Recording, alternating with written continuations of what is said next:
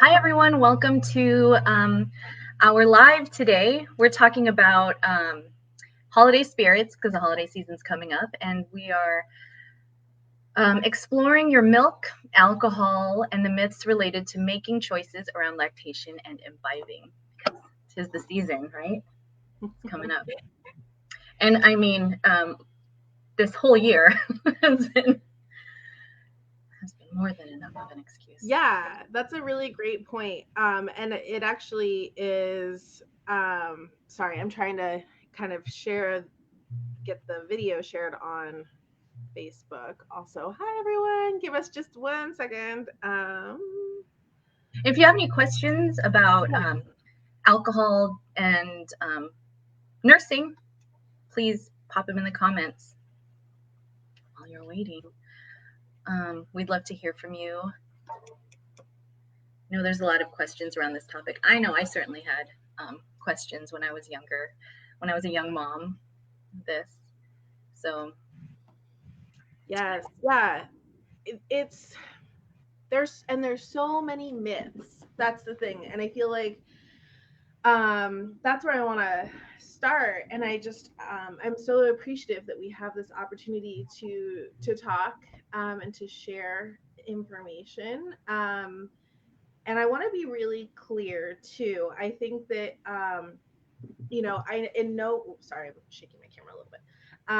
In no way do we want to tell people or for folks to feel pressured to be drinking or doing anything that they're not comfortable with.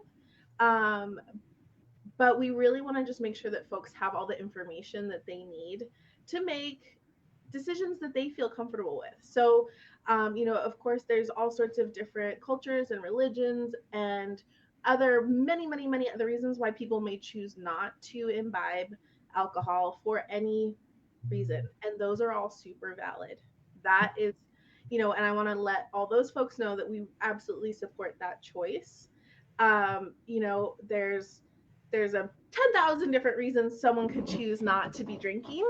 And, in some ways, I think in many ways, there's a lot of like wine mom culture that can be really harmful, to our experiences um, and choices. But if folks are choosing to drink, I also don't want those folks to feel, I want those folks to have really solid information. And I'll be, super clear that, I chose, uh, once I learned all the facts, I definitely chose to drink moderately while I was nursing my babies. Um, and I feel very comfortable with that choice. yeah. So, So you mentioned wine mom culture. Could you go into that?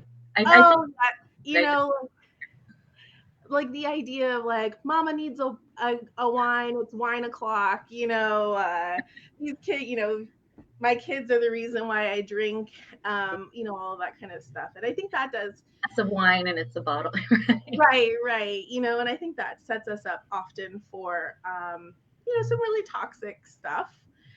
So, you and I were talking beforehand, and I think that actually really kind of comes down to what for me the heart of this discussion comes down to is that, to me, it's not about pumping and dumping, or if you've got alcohol in your milk or not. It's really the about asking the bigger question: am I making healthy choices with my alcohol intake? Are these good choices for me and my body and my family? And that has nothing to do with the alcohol content of your milk. And that's the big deal to me. Is Yeah. um, so anyways, we can go in and start kind of debunking some of those myths. And this is, um, I would love if folks are asking their questions or adding their comments. This is a hot topic. So please, feel free to pop in if you're having any thoughts, questions, concerns. And Mary, I apologize. This is one of those topics where I can kind of just blah. All So right. please, if I am steamrolling, feel free to jump in. I know we're not in the same building, but you can like give me a virtual elbow, like, Okay. get on the hook, something. So Sorry, I'm trying to share on my page and it's going on. Okay, noted. Yeah, I mean, this is a good topic. So let's start with the myths. Do you want to go into pumping and dumping? Because I think that's the main when people think, oh, I'm gonna have a drink, I need to pump and dump, but it's not necessary. right, and it doesn't actually do anything. Yeah. So here's the number one fact I want everyone to know and to take to heart is that your body system filters alcohol through your blood system, and your milk filters just like your blood. So your milk alcohol content will always be the same as your blood alcohol content. Just like you don't need to let your blood out to get sober, nor do you have to pump that milk. Your milk is always filtering. So just like your blood is filtering, it's filtering through your liver, it's filtering through your urine, it's filtering through your whole excretory system. You cannot speed up how fast that alcohol exits your body by pumping. You will pump, you will make more milk. That milk will have the same alcohol content as the milk you just pumped out. There's no point in pumping and dumping. But also, super importantly, is the fact that that alcohol content that is the same as your blood alcohol content. So the legal limit to drive, 0.08. In So Washington, or is in that Washington State. nationwide? Yeah. Okay. Yeah, I think that's pretty much the norm across the U.S. I think there might be a couple places left where it's zero point 0.1. Mm-hmm. So between 0.08 and 0.1 is generally the United States blood alcohol content limit to drive legally. So if we keep that in mind, um, that is less alcohol content than a glass of orange juice. Right. That Surprise. Yeah. is not going to harm your baby. Now, there's a couple caveats to that. If you have a baby in the NICU, Mhm. obviously, do not. They're going to have if they're having immune compromise, a compromised immune system. If they have a, unhealthy liver, if their own body systems are compromised, we need to take extra precautions. But so when I'm talking about your baby, I'm talking about a baby that was born healthy, full term, and is over 3 months old. Babies under 3 months old have a less functional excretory system. Their liver is still forming. All of their filtration systems are still coming up to speed. So we do want to be more careful in that 0 to 3 month period. Um, Oh, go ahead. Or if you feel like you need Please. to imbibe, or you could also pump, right? Pump out your milk and then feed your baby that way within that first 3 months. Right. And also, again, it filters. So you could, um, and this is where also that discretion would come in. So you could nurse baby while you're drinking because it could take, it takes about 15 minutes to get into your body system. You could nurse baby, drink your drink afterwards. And then if you have 2 hours for your body system to filter it, there's all sorts of different things. And that, those individual sorts of decisions I would really leave up to individuals. Or yeah, like you said, you could give them previously pumped milk. You always are still going to need to pump to replace the feed. So it's not about pumping and dumping in order to make your milk less alcohol. You have a reduced alcohol content. It's more about that you need to keep up with your pumping because otherwise your milk supply is going to suffer.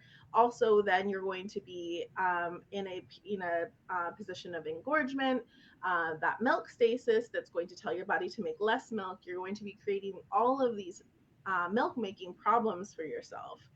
So, in general, when your baby is over 3 months, just making the choices to continue to nurse baby on their schedule or to express milk in some way on this schedule or on that rhythm that baby is normally on for your breast health, as well as for baby's food needs. That's really important. Um, but yeah, just keeping in mind that 0.08, that 0.1, that's an alcohol content that is found in all the foods you eat at any given point Yeah. in the day. So fruit juice naturally ferments and has a naturally occurring minuscule alcohol content, like in that 0.1 range. Kombucha can have up to 1% alcohol. And, so again, thinking um, if you're comfortable having your kiddos drink kombucha, so your milk while having a cocktail is significantly less than that. And then if you're talking, I mean, real talk, if you're talking about getting hammered, you are not getting to like even a 1%. So we're talking about 0.08 Mm-hmm. is a legal limit for driving. So if you're talking like 0.5, you're in the hospital. So you have bigger problems than if your milk is okay for your baby, because you are having a hard time if you have a 0.5% blood alcohol content. And so this is where, to me, that it really gets that heart of, you need to make healthy choices for you and for your family and for your baby. Absolutely. And healthy choices. And if you are going to be imbibing, have a plan around that. If you have a partner, maybe your partner can take care of the baby for that time. If you are a single parent, I mean, hopefully you're not drinking alone. But if you are, like a glass of wine at the end of the day, I mean, we've all done that. I mean, that's normal. But if you are a single parent, have friends over and maybe share the duties of taking care of each other's kids, watching out for each other's kids. I know that's what I did when I was younger. So yeah, and that's really important. Is a question that I really like to kind of flip it to is like, it's not so much about if your milk is safe, but because your milk is safe, your milk is fine. But are you safe? Are you safe in your parenting when you're making these choices? Like, what happens if there's an emergency in the middle of the night? What happens if your kiddo needs something? What happens, if you need? Are you in a capacity where you can respond to that? And I get it. We're adults, and if you are in a position where that's not something you can safely do, then just figure out an alternative person. Like, who is the sober person? Who is the on duty? So we all need a night off duty, whether that's to have some drinks or just because, what, gosh darn it, I need to get a really good night of sleep tonight. And so figuring out who is going to be that on duty parent. Oh, we have a question. yeah, Taylor Stafford asks, so is it unsafe to have a drink if you're nursing a child under 3 months, or unsafe to be at 0.08? That's one of those things where I just like to really encourage more moderation. Just recognizing that their little liver is not going to be processing at the same level that a 3-month-old baby is. And so, again, that personal discretion really comes into play. I personally would feel comfortable having a drink, having like doing a champagne toast or something after nursing. I may even have over the course of 2 or 3 hours, spaced out, have 1 or 2 champagne toasts. That would not be the time period in which I would me personally feel comfortable getting like tipsy and then nursing. And it's not something I would recommend for many reasons, because newborns are super unreliable on all fronts. Sometimes they're frequently needing a ton of attention. And again, it's that like, how am I caring for this baby? So, if baby's under 3 months, are they with a babysitter? And, then you've got a little bit more wiggle room. If you have them with you, how is that impairing you? So I apologize. That's not I wish this is not a topic where I feel like we have super black and white answers, but more information to make your own choices with. Um, Taylor, did that help?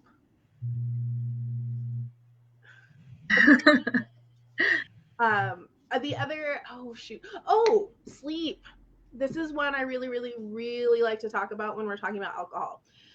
So I think we all know I'm a big proponent of safe bed sharing. And so when I talk about safe bed sharing, I really like to point out that one of the factors in creating, that harm reduction, safest sleeping choices that we can make is recognizing that alcohol impairs our awareness. It can put us into a less, when we're as people who just gave birth and are nursing a baby, we have that sort of second sense of our babies in our bed, and alcohol can really dampen that. Alcohol is absolutely considered a risk factor. It increases the likelihood of us not being responsive to our baby in our bed. So, the best practice if you are drinking alcohol at any level, even a glass of wine with dinner, best practice is to not share that bed with your baby until that has completely cleared from your system. So that is one where I get pretty intense for me personally, um, and I know that people have different feelings on it. But for me, I feel like that's a really important harm reduction step is to not share a bed with baby if you've been drinking. I agree. Totally agree. And another thing that is, as we're talking about the you know, really balancing the idea of healthy choices with our alcohol and raising our babies and our milk is, I think that a lot of these things come down to they are manufactured challenges. And I just want to recognize that it can feel overwhelming, when we are nursing a baby and we have goals, right? Lots of people have a goal of nurse to XYZ amount of time, nurse for 6 months, nurse for a year, nurse for 2 years, like the World Health Organization recommends, nurse until baby says they're done, and that could be 3 or 4 years. And so often when we're thinking about that, there's all of these other factors that start to come in, and it's like, oh, that feels hard. I mean, like, I'm supposed to never drink. I have to, there's always things swirling around like you shouldn't be eating garlic or, um, yeah, or cabbage or, all sorts of different things. And then other sillier things, like they often, especially for me, with the first time with the newborn, and the reality of nursing is kind of hitting where you're like, oh my goodness, I'm nursing this thing Mhm. 18 times a day. um am I going to do this a year, Yeah. 2 years, 3 years? So also, just I think it's really helpful to frame that nursing a baby to whatever period, full term, natural term weaning or whatever, feels good. Oh, good, Taylor. Whatever feels good for you, it's an evolution and it's a relationship. And that really intense period of that newborn stage changes and it becomes so much less intense as time progresses, as do all of these factors. Me personally, like I said, I like to be a lot more conservative in that first 3 months about all sorts of things, alcohol intake. That's a time when you may be experimenting with what foods agree with you or don't agree with you. A lot of that is kind of not as not real. But all of these things. And then you get in your zone, and baby is not, they're not nursing 18 times a day. They're certainly not going to nurse 18 times a day for 3 years. You don't have to, it becomes easier and the challenges kind of reduce. And so I really like to have that big picture view of that this is a long-term relationship. This is a marathon. This is not a sprint. So finding ways that it is manageable for you in the long term, and that doesn't mean having an incredibly restrictive diet. It doesn't mean that you never get a cocktail. It doesn't mean any of these things, you know? And so you can absolutely have a full term, a natural, uh, child led weaning experience without having, feeling like my life is not my own for 3 years. Yeah, I'm glad you brought that up because when you're in the thick of it, when you bring the babies home or baby home, you know, you're you're tired, and if it's your first time, you know, everything is new and overwhelming. So you're in the thick of it, and you're not really, you're kind of living day to day and learning your baby and learning your routines as each day progresses. So it's really hard to see past that. But like you said, there's and with parenting as a whole, parenting a child, there's all these different seasons. So once you get used to one phase, switches to another. So yeah. So Totally. yeah, things definitely change, and you're not always gonna have the baby nursing or on your breast. And Mm-hmm. yeah, you can start reintroducing things back into your life. So that's something to keep in mind. It's not the end of things, you know, or it's not this restrictive timeout that I think it's portrayed sometimes in our culture, Mm-hmm. you know, and in certain, not just in our culture. Yeah. Yeah, Yeah, absolutely. And there's a lot of shame that goes around it. You know, there's always someone who's gonna like shame the person who's drinking a glass of wine and nursing a baby. You know, that so that is one of those things when I was nursing my second that always, you know, was a by that point I felt very comfortable. So it was kind of a fun thing for me. I'm like, okay, I'm willing to be the person who's going to maybe shock a few people, but also, maybe this will help kind of it's, create that situation of like, oh wait, because of on two fronts. Number one, oftentimes in America, we kind of look at particularly like alcohol in terms of extremes. Either you are not drinking or you're getting hammered, hammered. I like said a bad word. So blackout drunk, right? yeah, yeah. Yeah. Um, and so I feel like it can be really good for folks to see people openly making moderate, healthy, Um, informed choices. um, Like I can go to a brewery. I have a friend who owns a brewery, and we went on my husband and I took my son out on our anniversary. So let's see, he was born in May. He was still, our anniversary is in September, so he was June, July, August, September. He was about 4 months old. And at that point, I wasn't really leaving him home alone with a babysitter. It was our anniversary. So I put him in his little sling and I'm like nursing him and having one of her delicious ciders. And it was wonderful. And I took selfies and I put them on Instagram. And I'm like, yes, I am nursing my baby while I'm drinking a cider. I mean, everyone's gonna have an opinion, right? Yeah. And I'm always like, how I approach it is like, are you paying my bills? Are you Mhm. helping me take care of my children? No, then peace to you. Yeah. And I do think it's important that we address the fact that, us particularly, our team, we work within our own communities, and some of our own communities do have escalated risks and, trends of alcohol abuse and things like that. So I do want to take a moment to be really mindful of that.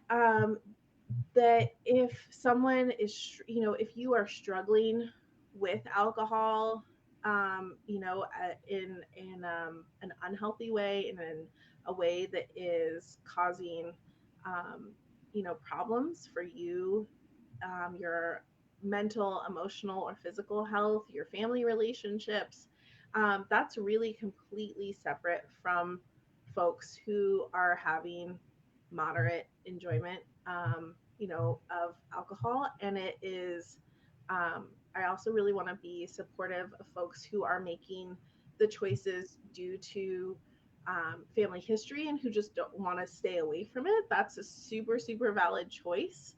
Um, and also, that if someone is struggling, um, and trying to get better and is having, maybe having issues, also just letting it's really important to take care of yourself, and any of those alcohol dependency issues that may be experienced, and also your milk is still good. Yes. We don't, there's all of the good stuff in your milk is still there, and you are still giving your baby lots of really good protective, um, immunities. You're still giving really, excellent nutrition, all of that. And I want those folks, if this message is getting to them, I want you to take care of yourself for you, so that you can be the best parent that you can be, so you can show up for your baby as they grow up and be that amazing present parent that you can be. And if in that struggle, you are, one of the things you're wrestling with is the guilt of, like, I gave my baby milk with alcohol in it, please know that that milk is still a gift. You are still giving really wonderful milk to your baby. And yes, you deserve to get help for your alcohol dependency, and your milk is still good. And there's resources if you feel like you're having postpartum issues.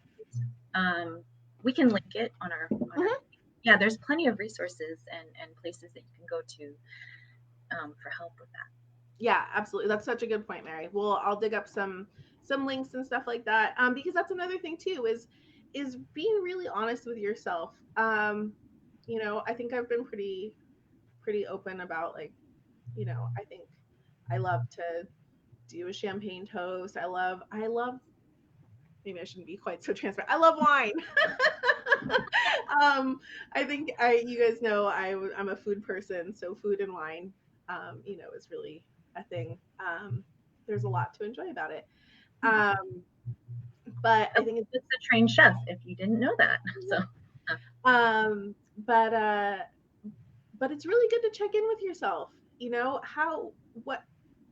How am I making these choices? Are these good choices for me? Am I enjoying a glass of wine or two? Or what the heck? You can have a kick up your heels night occasionally. And right? Yes, Ferrari. yeah. Thank you. You can have those occasionally, and that doesn't mean anything. It doesn't mean you're a bad parent. It doesn't mean that you have an alcohol problem. Right. That person. It makes you human. Right. It makes you human. I think the root, if you find yourself wanting to drink more than, I think you have to examine the root of the problem or the reason why you want to do this so much. But yeah, casual imbibing here and there, especially in 2020, and recent events that have happened that might cause you to want to have that relaxing drink at the end of the night. Yeah. And I do want to just, like, briefly touch on a few things. So, all of the stuff we were talking about is really, like you said, casual use, enjoyment, recreational, etc. There are a couple things just to be aware of, that this is not like a shaming thing. But there's a couple other myths I did want to touch base about. So one is, a lot of times folks will say, like, oh, I'm gonna have a couple drinks to help my baby sleep. Well, spoiler alert, there's actually some pretty good evidence that shows us that babies, if the nursing parent has been drinking, that those babies often get more disrupted sleep. so that can be unpleasant. So don't drink for baby. No, that's news to me. Yeah. And I'll look up the study about that, and I'll link that in here too. That was interesting. That was news to me. I learned that earlier this year, I think. Yeah, and I was like, oh, interesting. So that is one. Number two myth that is always worth addressing is the whole idea of drink beer to increase your milk supply. Drink beer if you like it. It's not going to increase your milk supply. That one is kind of rooted in the idea of the barley and the hops and etc. Yeast. All of those things can have milk increasing effects. However, milk or alcohol itself can dampen your milk ejection reflex, so it can make it harder for the milk to express. Different people have different reactions. So some people do say that they drink a beer and they feel like they make a lot more milk. I would probably guess that has more to do with if that person then is in an environment where they're feeling really good and relaxed. We know that good relaxed feelings help us express milk. But the alcohol itself can actually make that milk ejection reflex less sensitive. So some folks actually find it much harder to, particularly pumping, find it harder to make milk if they've been drinking. So again, don't drink a beer for the baby. Drink a beer because you like a beer. It's a real crapshoot whether it's gonna, whether you'll see more milk, less milk, the same milk. I don't like the phrase, if you can find the baby, you can feed the baby. For all the reasons we just talked about. I feel like that kind of encourages not great connotations of how we are caring for our baby. I think we covered pump and dump. Don't bother. Keep up your regular expression routine regardless, because your breasts need it, and it's not going to sober up your milk either way. The only thing that will, just like the only thing that will sober you up is time, same as your milk. But also your milk is not going to be harmful as long as baby is healthy, not immune compromised, born full term, over 3 months. Let's see. Oh, if you're good to drive, you're good to nurse. As far as phrases go, I think that one's pretty fine. Except for that, I love to make everything a big discussion. So I don't love phrases, but I don't know. Mary, are there any other? That was sleeping with the baby. So if you've been drinking, don't co-sleep with your baby, or wait till you're sober. That is everything, I think. Yeah. Everything information. Just yeah. And just, that overall, that whole idea of really centering your parenting first.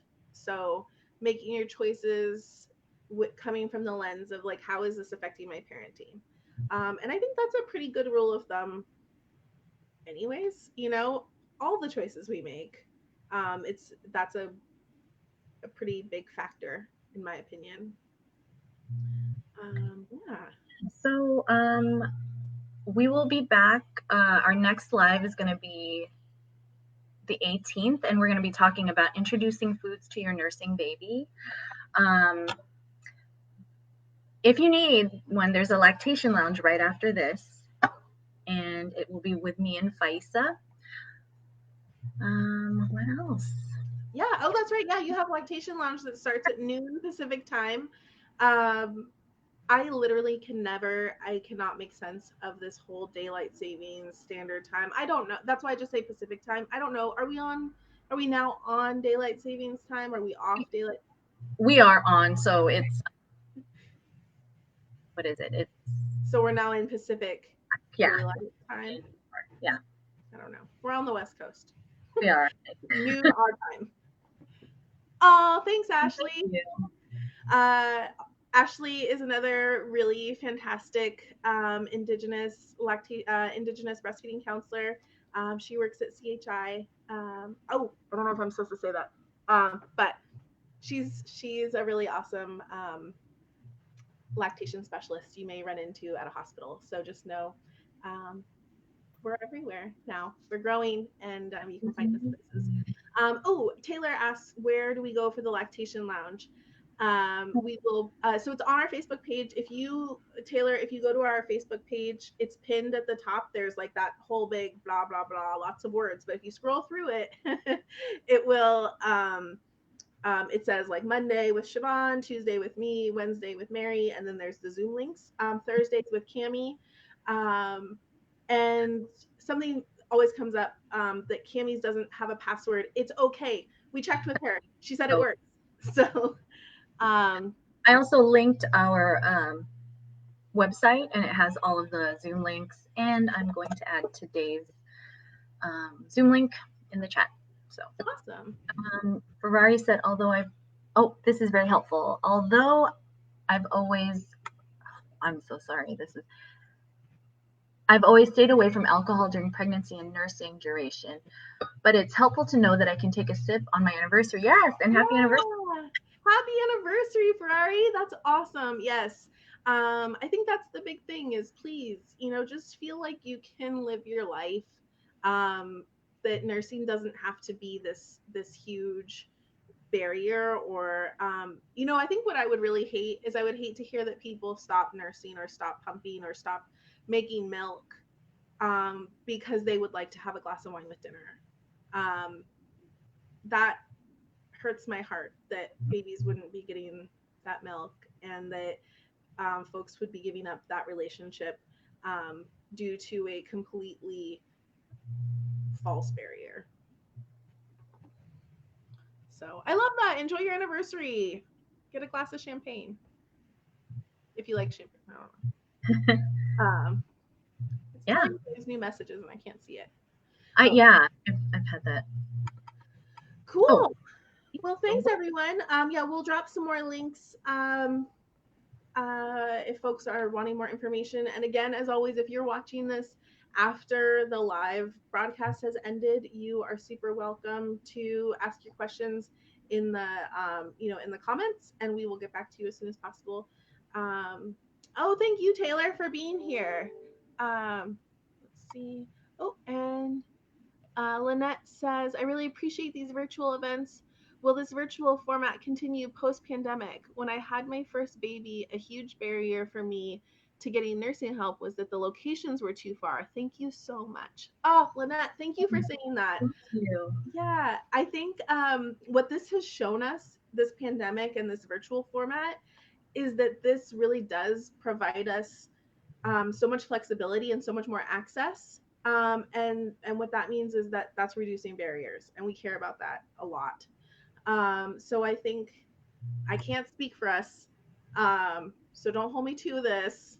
But I think our goal would be when things are safe that we would open up physically again to reduce that barrier, because there's barriers also in that way that some people don't have reliable internet or device that can stream. So we do want to provide in-person support.